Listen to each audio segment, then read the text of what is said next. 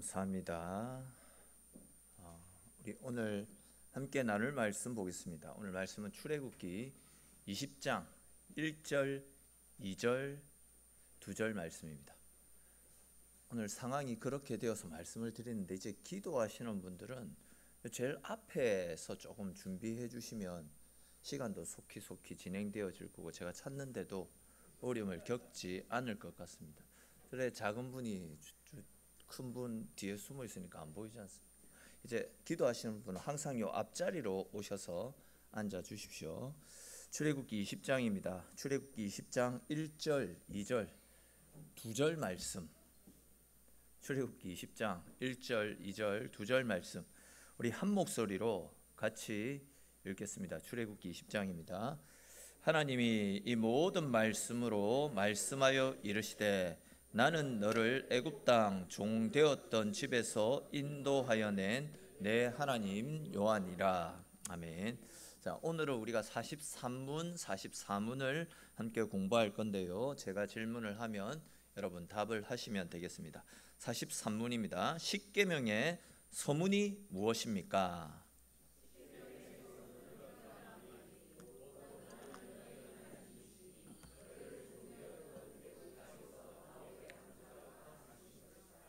아멘. 44문입니다. 십계명의 서문이 우리에게 교훈하는 것이 무엇입니까?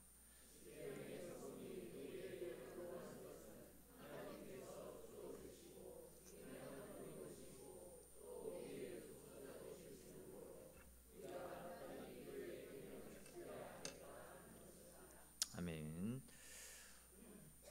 얼마 전에 집으로 가던 중에 있었던 일인데 교회에서 나가면 일방통행 끝자락이 나오잖아요.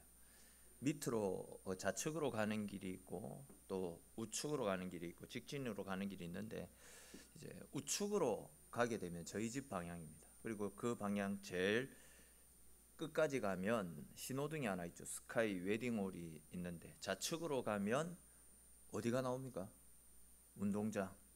운동장이 나오고 우측으로 가면 서강 아파트가 나옵니다. 근데 이제 그 입구에 이제 우측으로 틀려고 할 때 아시는 분들은 다 아시겠지만 긴 건널목 신호등이 있는 건널목이 하나 있지 않습니까?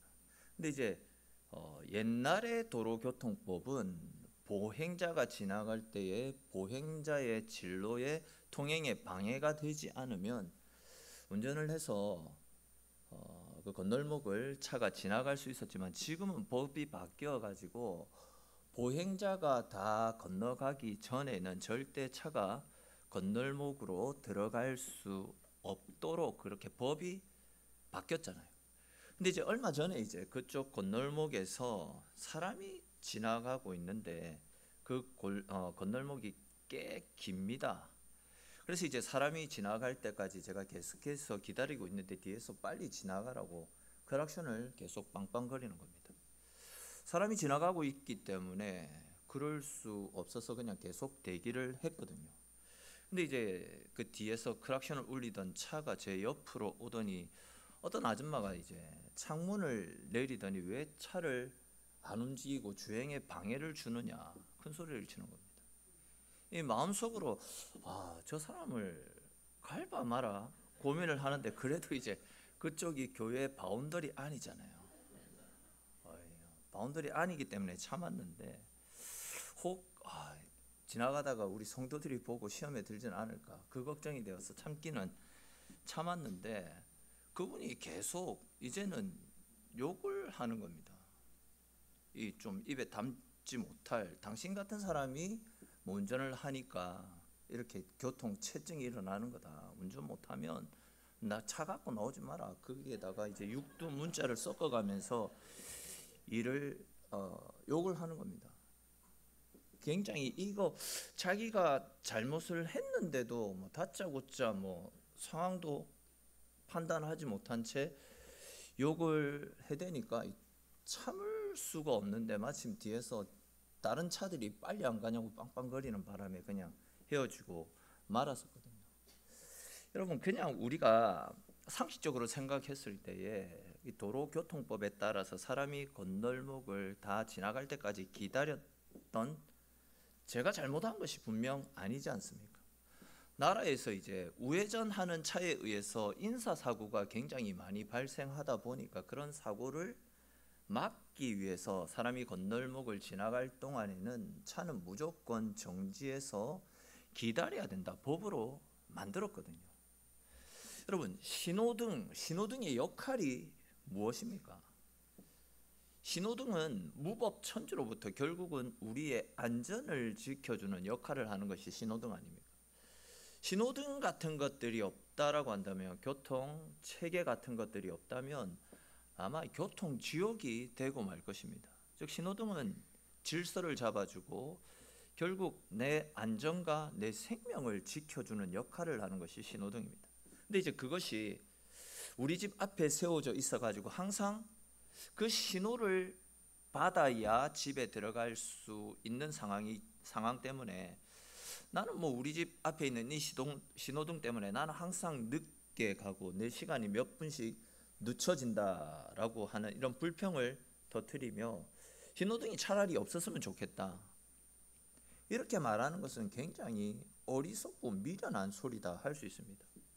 법이라는 것은 우리의 안전을 지키기 위해서, 즉 우리를 더 행복하게 만들어주기 위해서 존재하는 것인데 왜 이런 법을 만들어서 우리를 불행하게 불편하게 만드느냐, 이렇게 말하는 것은 굉장히 어리석고 미련합니다.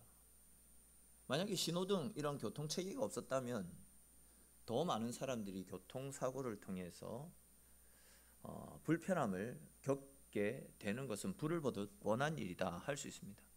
제가 왜 이 말씀을 드리냐면 오늘 우리가 살펴보게 될 십계명을 보면서 사람들이 이러한 불평을 쏟아내고 있기 때문입니다. 즉 십계명의 내용을 보시면 뭐 이거 하지 마라, 저거 하지 마라, 또 이것은 반드시 해야 된다, 이런 식으로 강한 명령조로 이 말씀들이 나타나고 있기 때문에 십계명에 대해서 사람들은 우리의 자유를 억압하는 강제적인 수단이다, 이렇게 생각하는 사람들이 많이 있다라는 겁니다. 근데 이제 십계명은 그렇게 우리를 불편하고 우리의 행동을 제약하는 것이 아니라 신호등처럼 오히려 우리의 안전과 생명을 지켜줄 뿐만이 아니라 오히려 하나님으로부터 임하게 되는 큰 복을 받아 누릴 수 있도록 하나님께서 우리에게 주신 안전장치가 바로 이 십계명이다라는 말씀입니다. 다시 말해서 이 십계명은 구속과 억압을 위한 것이 아니라 오히려 하나님께서 주시는 은혜를 받아 누릴 수 있는 축복의 방편으로 주신 계명이 바로 이 십계명이다라는 겁니다. 그렇기 때문에 우리는 하나님께서 우리에게 주시려고 하시는 더 많은 은혜와 복을 받아 누리기 위해서 하나님께서 우리에게 주신 계명인 십계명에 대해서 자세하게 공부를 할 필요가 있는 것입니다. 바로 그런 차원에서 이 소유리 문답에서도 십계명의 말씀을 굉장히 자세하게 분해해서 우리에게 교훈을 주고 있는데요.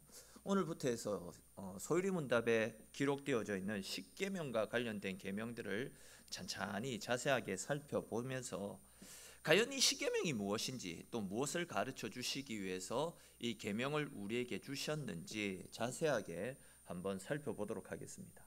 먼저 오늘은 십계명의 서문에 기록된 내용들을 함께 공부할 건데요. 우리 43문을 다시 한번 읽어봅시다. 제가 질문을 하면 답하시면 되겠습니다. 십계명의 서문이 무엇입니까?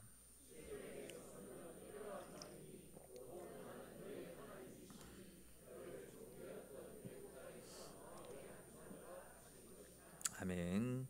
자, 이것이 십계명의 서문인데, 그렇다면 이 십계명의 서문이 또 우리에게 교훈하는 것은 무엇이겠습니까? 우리 44문도 다시 읽어보겠습니다. 44문입니다.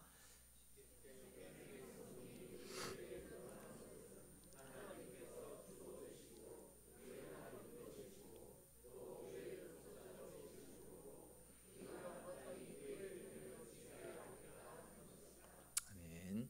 자, 이 말씀이 무슨 말씀이냐면 좀 복잡한 설명을 하고 있는데 그냥 간단하게 말씀을 드리면 하나님께서 우리의 구원자, 우리의 모든 것이 되시기 때문에 우리는 감사하는 마음으로 주님 주신 계명을 지키는 것이 마땅하다라는 그런 말씀입니다. 사실 여러분, 우리는 이 십계명에 기록된 이 말씀들이 우리의 가슴에 와닿지 않거든요.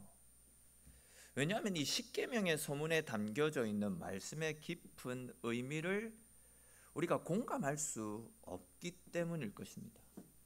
근데 여러분, 우리나라가 그 일제의 강제 침략으로부터 나라를 다시 되찾은 강복절, 그 강복절을 한번 생각해 보면 좋겠다 싶은데, 사실 저희 세대는 강복절 하면 솔직히 큰 감동이 없습니다. 또 죄송한 이야기지만 어떤 느낌도 없습니다. 그저 그냥 하루 쉬는 날 정도로 인식을 하는 것이 보편적이지 않을까, 그런 생각을 하는데, 제가 옛날에, 진짜 옛날에 저희 할머니를 따라서 이제 할머니 마실 가실 때 따라 나가면 그 또래 할머니들하고 이야기하실 때 들었던 기억이 있는데, 무슨 이야기냐면, 강복이 되던 그날에 저희 아버지에게 할머니가 젖을 물리고 있을 때였습니다. 근데 이제 밖에서 사이렌 소리 같은 것이 크게 울리고 사람들의 함성이 들리니까 이 뭐 전쟁이 일어났나 싶어가지고 놀래가지고 밖으로 나가봤다 합니다. 근데 이제 강복이 되어가지고 사람들이 너무 좋으니까 하던 일들을 전부 다 멈추고 거리로 나와가지고 전부 다 만세를 불렀다라는 겁니다. 그 만세 행렬이 거의 뭐 밤늦도록 이어졌고, 다음 날에도 그 다음 날에도 만세 소리가 여기저기에서 계속 들릴 정도였다라고, 그렇게 할머니들끼리 뭐 이야기를 하셨던 것을 들었던 기억이 있거든요. 일제 치하에서 그 온갖 고통과 수모를 다 겪었던 분들에게는 강복의 기쁨이 그만큼 크지 않았겠습니까? 그날이 얼마나 좋았으면 벌써 강복이 되고 79년 정도가 흘렀는데도 불구하고 아직까지도 우리는 이날을 국경일로 지켜서 기념하고 있습니다. 또 이날에는 대통령의 강복절 경축사도 해마다 쉬지 않고 진행되어집니다. 얼마나 좋았으면 범죄자들에 대한 특별 사면 조치도 일어나는 날이고요. 또 인터넷을 조회해 보면 아시겠지만 뭐 강복절과 관련된 다양한 행사들이 해마다 끊이지 않고 계속해서 이어지고 있거든요. 다시 말해서 일제 치하의 고통을 아는 사람들에게 강복의 의미는 남다른 의미로 다가왔다라는 겁니다. 이런 관점에서 이제 십계명의 서문이 기록되어져 있는 출애굽기 20장 20절 말씀을 우리 다시 한번 읽어봅시다. 우리가 강복을 했다, 그런 느낌으로 20장 20절을 다시 한번 읽어봅시다. 읽겠습니다. 나는 너를 애굽 땅, 20장 20절요. 출애굽기 20장 20절 같이 읽겠습니다. 나는 너를 애굽 땅 종되었던 집에서 인도하여 낸 내 하나님 여호와니라. 아멘. 자, 여러분, 십계명을 누가 주셨습니까? 누가 주셨습니까? 하나님이 주셨습니다. 근데 이제 십계명을 주시기 전 하나님은 이스라엘 백성들에게 당신을 소개하실 때에 당신이 누구라고 말씀하고 있습니까? 애굽 땅에서 종살이하던 너희를 구원해낸 하나님이시다라고 그렇게 당신을 소개하고 있습니다. 여러분, 우리나라가 일제 강점기를 몇 년 동안 겪었습니까? 어른들 잘 모르니까 학생들 몇 년? 주여, 몇 년이에요? 36년. 36년간 일제 강점기를 겪었습니다. 36년간 일제 강점기를 겪다가 독립을 쟁취했을 때에도 모든 국민들이 감격에 겨워가지고 거리 나와서 몇 날 며칠을 대한독립 만세를 외치면서 크게 기뻐하고 즐거워했습니다. 근데 지금 이스라엘은 몇 년 동안 애굽에서 종살이를 했습니까? 그렇죠. 어디서 들렸는데 430년간이나 종살이를 했거든요. 이스라엘 사람들이 너무 강성하고 인구까지도 많아지다 보니까 애굽 사람들이 이스라엘을 괴롭히면, 못살게 굴면 이들이 수가 줄어들겠지, 이런 식으로 굉장히 많이 괴롭혔는데도 불구하고 이스라엘의 수가 줄지 않고 인구가 계속 늘어나자 애굽 사람들이 펼쳤던 정책이 무엇입니까? 이스라엘의 남자 아이가 태어나면 무조건 죽이라고 그렇게 명령을 할 정도였습니다. 당시 이스라엘은 애굽의 노예로 살면서 그의 삶이 진짜 처참했습니다. 너무 비참했습니다. 눈만 뜨면 노역장으로 끌려가서 강제 노동을 했고 아이를 낳아도 죽는 그런 비참한 삶을 살았다라는 거죠. 근데 이제 이스라엘이 독립을 쟁취했습니다. 근데 여러분, 이스라엘이 어떻게 애굽의 손에서 독립을 쟁취했습니까? 사실 뭐 우리나라의 경우에는 나라의 독립을 위해서 수많은 독립군들이 처절한 독립운동을 펼쳤습니다. 물론 뭐 그분들의 처절한 사투가 이어졌는데 이제 결정적인 역할은 그 독립군들이 하지는 못했거든요. 솔직히 미국이라고 하는 강대국이 일본을 격파시킴을 통해 타이에 의한 독립을 이루기는 했지만 독립을 이루기 위한 그래서 이제 사투를 벌였던 수많은 영웅들의 노력을 우리는 결코 간과할 수는 없습니다. 즉 결과를 떠나서 진짜 수많은 분들이 조국의 독립을 이루기 위해서 피나는 전투를 펼친 결과 그 끝에 독립을 쟁취할 수 있다라는 거죠. 근데 이제 지금 우리가 살펴보고 있는 이스라엘의 경우는 우리의 경우와 다릅니다. 애굽에서 430년 동안 종살이를 한 동안 그들은 안타깝게도 그 종살이를 당연한 것으로 받아들이고 있었습니다. 물론 뭐 그 생활이 너무 고달파서 하나님의 도우심을 구하며 기도하기는 했지만 우리나라처럼 뭐 독립을 위한 전쟁이라든지 애굽 지도자들에 대한 뭐 암살을 시도한다든지 아니면 애굽의 주요 시설물들을 폭파시킨다든지 이런 움직임은 이스라엘 가운데 단 하나도 일어나지 않았습니다.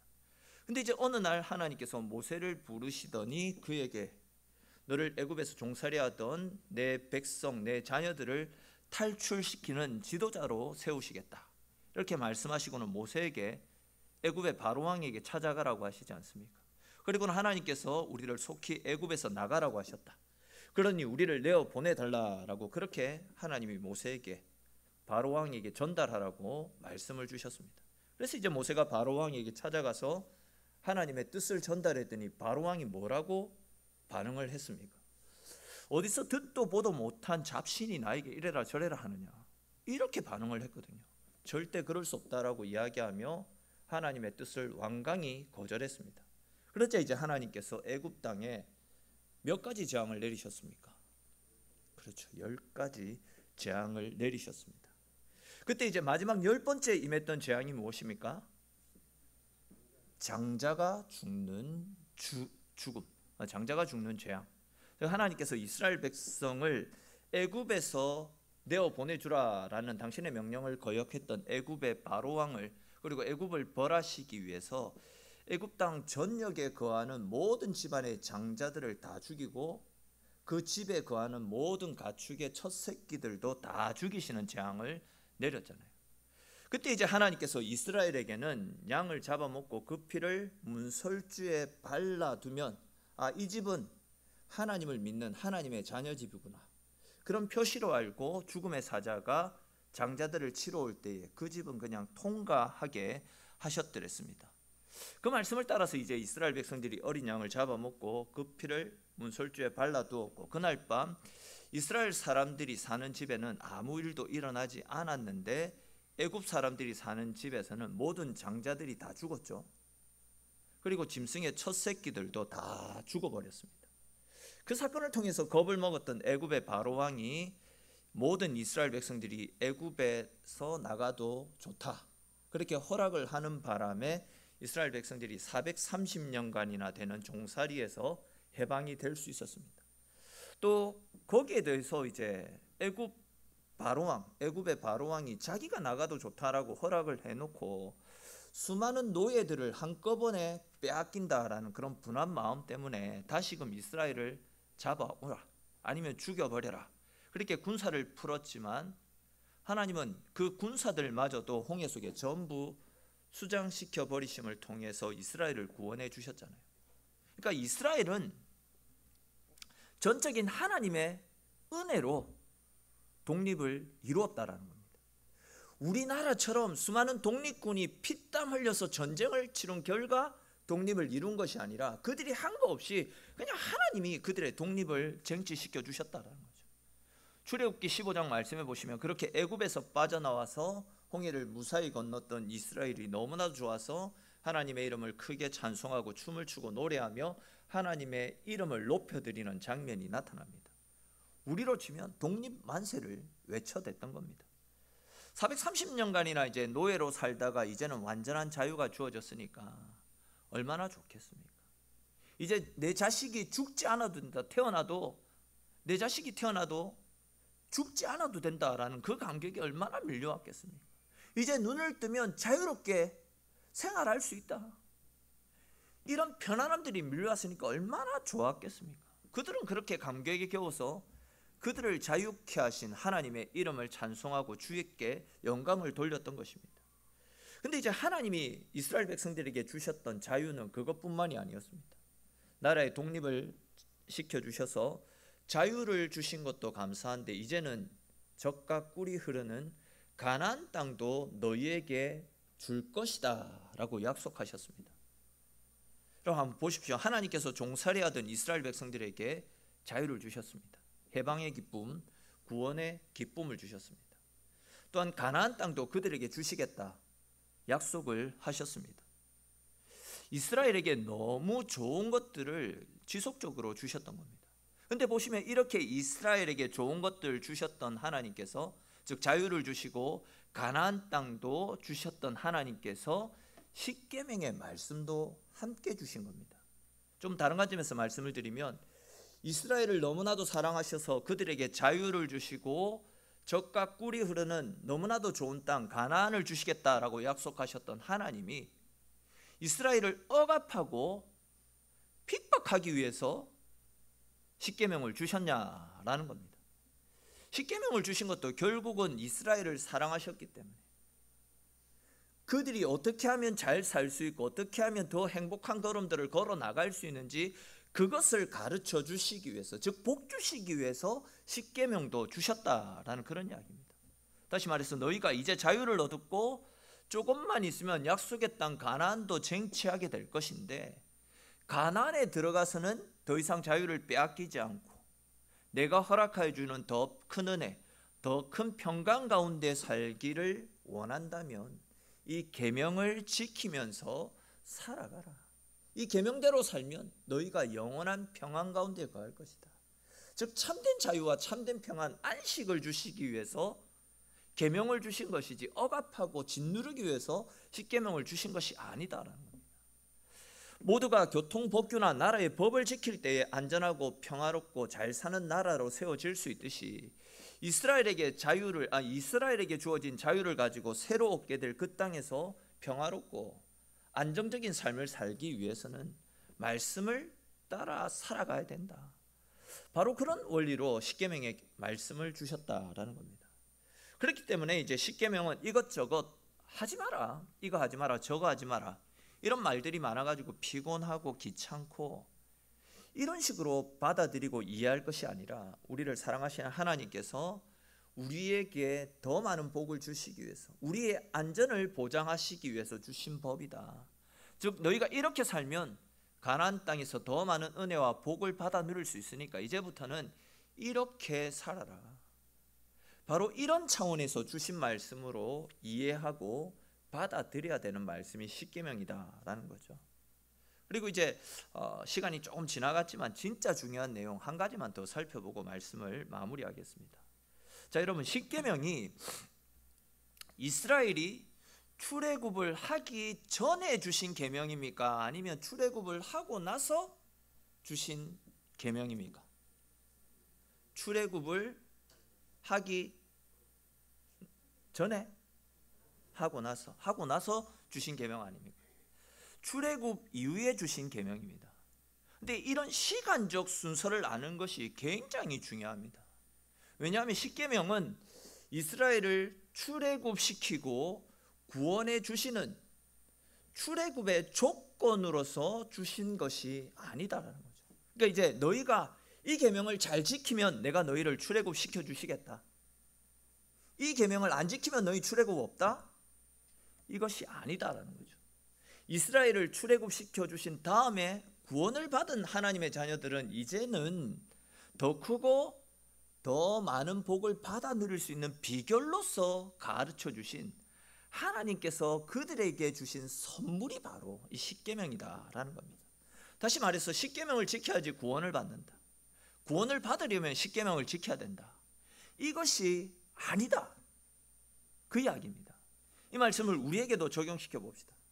우리 모두는 예수님의 십자가 보혈로 이미 구원을 받은 사람들입니다.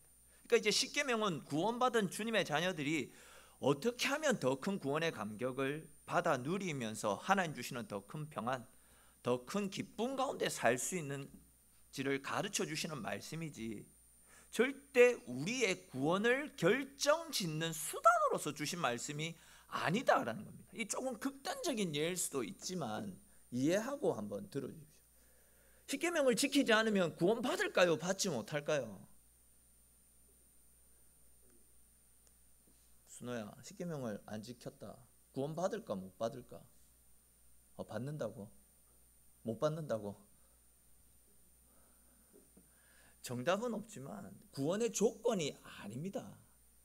십계명을 못 지켰더라도 그런 우리의 약함을 위해서 죽어주신 예수 그리스도의 보혈을 의지하며 우리의 그 약함을 솔직하게 고백하고 주의 도우심 앞에 엎드릴 때에 우리의 약함에도 불구하고, 십계명을 지키지 못하는 우리의 연약함에도 불구하고 우리는 구원을 받습니다.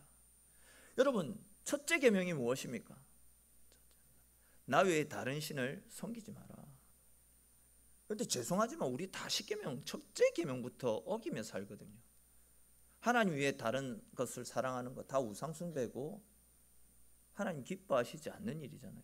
근데 우리는 하나님보다도 세상을 더 사랑하고 물질을 더 사랑하고 세상적인 것들 때문에 하나님을 떠나서 하나님을 멀리하는 경우가 많이 있잖아요. 그럼 우리의 삶이 1계명부터 어기는 삶이라 할 수 있거든요.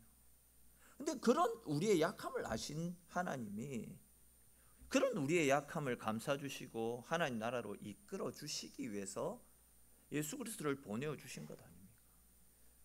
십계명이 우리의 구원을 결정짓는 요소가 아니라 너희는 이미 구원받았는데 구원받은 하나님의 자녀들답게 더 큰 은혜, 더 큰 복을 받아 누리기를 원하면 하나님 주신 이 계명을 지키면서 살아가라.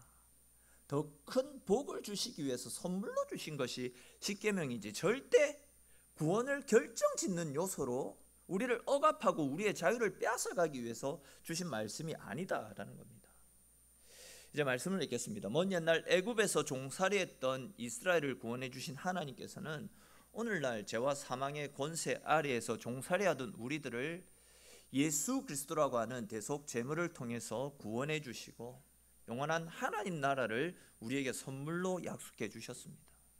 우리를 죄와 사망으로부터 건져주시고 영원한 천국을 선물로 약속하신 주의 은혜에 감사하는 사람은, 내가 주의 은혜로 말미암아 구원받았음을 믿는 사람은 당연히 그분이 우리에게 허락해 주신 하나님의 말씀에 순종하면서 주의 뜻대로 살아가야 되는 것 아니겠습니까? 절대 주님은 우리를 속박하고 우리의 자유를 빼앗아 가시기 위해서 말씀을 주신 것이 아니라 우리가 더욱더 큰 은혜와 풍성한 복을 받아 누릴 수 있도록 우리를 바른 길로 생명의 길로 이끌어 가시기 위해서 십계명을 비롯해서 하나님의 말씀을 우리에게 들려주셨던 겁니다. 어제도 누구와 이야기하는데 그분도 그 이야기를 하더라고요. 주님의 말씀이 들려오는 것이 복이다. 제가 계속 말씀드리는 거 아닙니까? 주의 말씀이 내 귀에 들려오는 것이 복이고 은혜다. 그 말씀이 무슨 말씀인지 이해가 되어진다. 이제 이해가 되어진다. 그런 이야기를 하더라고요. 사실 우리가 말씀대로 살지 못해서 그렇지 말씀대로 실천하면 우리의 삶에 하나님의 은혜가 날마다 풍성하게 임하게 됩니다. 그렇기 때문에 예수님께서도 요한복음 13장 17절 말씀에서 너희가 이것을 알고 행하면 복이 있을 것이다. 즉 하나님의 말씀을 따라 살면 복이 있을 것이다 라고 말씀하셨던 것입니다. 즉 말씀을 알고 말씀대로 행하며 믿음으로 살아가게 될 때에 하나님의 은혜가 우리의 삶 가운데 풍성하게 임하게 된다라는 겁니다. 그렇습니다. 여러분, 하나님의 말씀은 우리에게 힘과 능력, 자유와 평안, 하늘의 은혜를 공급해주는 은혜의 통로, 축복의 통로가 된다라는 사실을 믿으시기를 바랍니다. 그리고 결국은 이러한 하나님의 말씀을 알고 말씀을 통해서 여호와를 알아가는 것, 여호와의 뜻대로 살아가는 것, 그것이 진짜 우리에게 복이고 은혜이고 우리가 세상을 이길 수 있는 능력 아니겠습니까? 저와 여러분들 모두가 말씀을 붙잡고 말씀대로 살아가는 삶, 그리하여 말씀이 주는 기쁨을 누리고 날마다 말씀 속에 나타나는 우리를 사랑하시는 하나님의 사랑 가운데 가하며 하늘 평안 속에서 승리하는 저와 여러분들의 인생이 될 수 있기를 주님의 이름으로 축원합니다. 우리 오늘 주신 말씀들을 생각하면서 함께 같이 기도합시다. 우리를 죄와 사망에서 구원해 내신 하나님께서 주신 계명이 이 십계명입니다. 근데 이 십계명은 우리를 속박하고 우리의 자유를 빼앗아가기 위해서 주신 것이 아니라 우리를 구원해 주신 하나님께서 우리가 더 건강하고 더 안전하고 더 평안 가운데 거하게 하시려고, 즉 더 큰 하나님의 복을 누리며 살게 하시려고 주신 말씀이 이 십계명 말씀입니다. 우리 같이 기도 드릴 때에도 주님, 언제나 하나님 말씀 앞에 순종하며 말씀대로 살게 하여 주시고 말씀이 우리 가운데 들려오는 것이 복임을 알고 언제나 말씀의 귀를 기울이고 말씀의 인도를 따라 믿음 가운데 살아가는 우리의 삶이 될 수 있게 해달라고 우리 각자에게 주신 말씀을 따라 하나님의 도우심을 구하며 우리 함께 한 목소리로 기도드리겠습니다.